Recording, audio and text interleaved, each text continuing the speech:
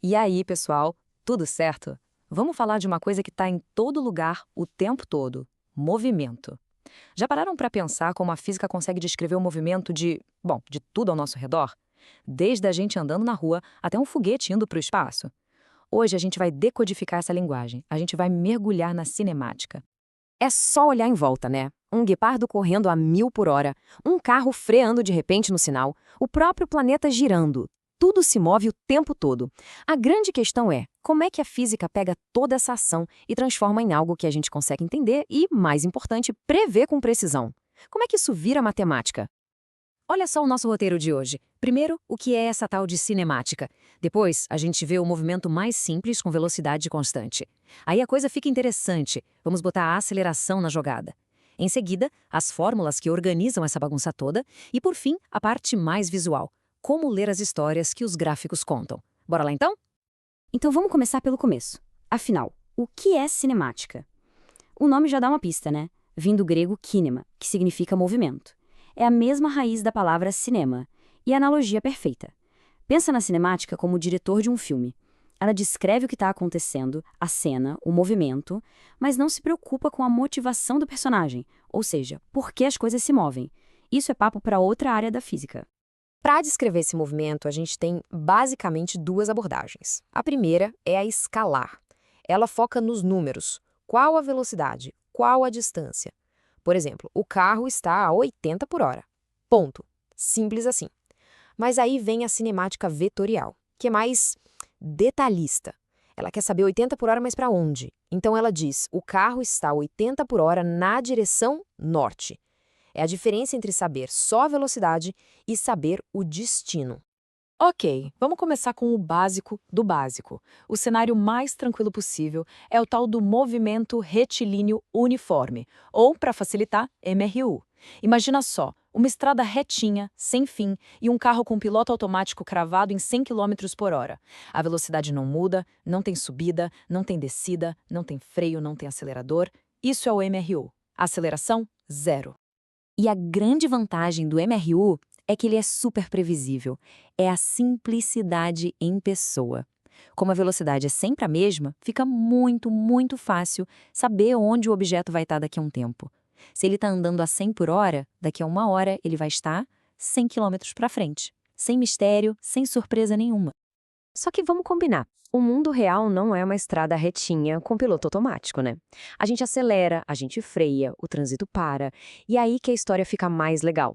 A gente precisa de uma peça nova nesse quebra-cabeça: a aceleração. Para entender a aceleração, pensa num guepardo. O bicho vai do zero, parado, para mais de 70 km por hora em só 2 segundos. É absurdo! Essa mudança na velocidade, essa explosão, isso é a aceleração pura. E quando essa mudança acontece de um jeito constante, num ritmo certinho, a gente dá um nome para isso: movimento retilíneo uniformemente variado, o famoso MRUV. A grande diferença para o MRU, então, é essa. No MRUV, a velocidade não é constante, mas a mudança da velocidade é. Parece confuso, mas não é. Significa que o objeto está o tempo todo ou ganhando velocidade ou perdendo velocidade, mas sempre no mesmo ritmo. E dentro do MRUV, a gente tem 2 cenários básicos. Pensa assim: se a aceleração e a velocidade estão remando para o mesmo lado, o objeto fica cada vez mais rápido. Isso é um movimento acelerado. Agora, se a aceleração está remando contra a velocidade, tipo um freio, o objeto vai perdendo velocidade. Aí é o movimento retardado. A questão é, estão trabalhando juntos ou um contra o outro? E agora, a mágica. Sabe toda essa conversa de acelerar, frear, mudar de velocidade? Pois é, tudo isso pode ser descrito, previsto e calculado usando a linguagem da matemática. E o melhor, com apenas 3 fórmulas principais, a gente consegue decifrar praticamente qualquer movimento desse tipo. Dá uma olhada nessas 3. São as nossas ferramentas. A primeira é a função da velocidade. Com ela, a gente descobre a velocidade em qualquer instante de tempo. A segunda é a função da posição.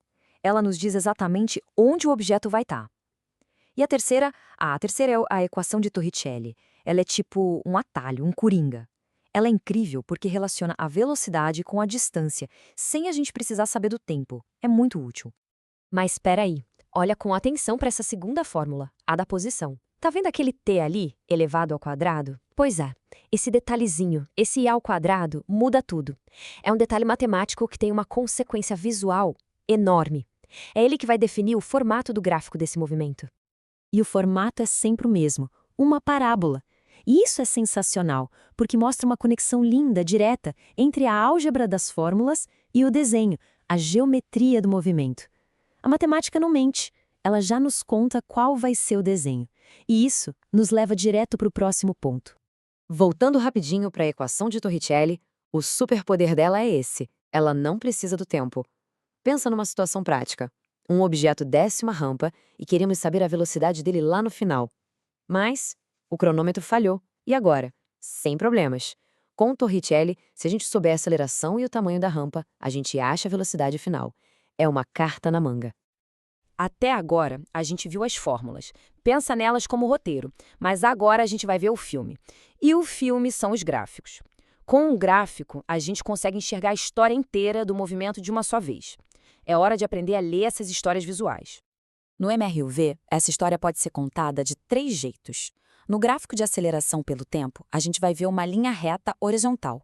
Por quê? Porque a aceleração é constante.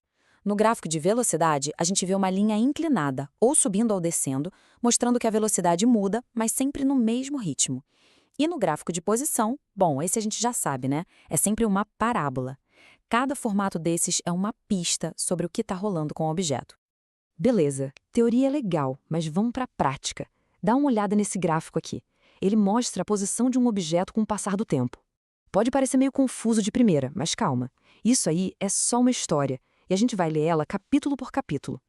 Vamos decifrar essa viagem juntos. Olha lá. De 0 a 2 segundos, a linha sobe reta, então ele está se afastando com velocidade constante. Entre 2 e 4 segundos, a linha fica horizontal. Ou seja, o tempo passa, mas a posição não muda. Ele parou. Depois, entre 4 e 5, a linha desce e cruza o ponto zero. Ele está voltando. Aí ele continua se afastando para o lado negativo e, por fim, para de novo lá nos menos 20 metros. Tá vendo? Cada pedacinho da linha é uma parte da história. Reta inclinada é movimento, reta horizontal é pausa. Essa é a linguagem dos gráficos. Então, beleza. A gente partiu do básico, entendeu as fórmulas e agora já consegue até ler a história que um gráfico conta. Acho que todo mundo aqui já tem as ferramentas na mão para encarar o desafio final. E para fechar, fica aqui o desafio. Deem uma boa olhada nesse gráfico. Que jornada é essa? O que está acontecendo em cada trecho? Está acelerando? Está freando? Está parado? A habilidade de bater o olho num desenho desses e conseguir enxergar toda a história por trás de movimento, essa, no fim das contas, é a grande beleza da cinemática. Fica aí a reflexão.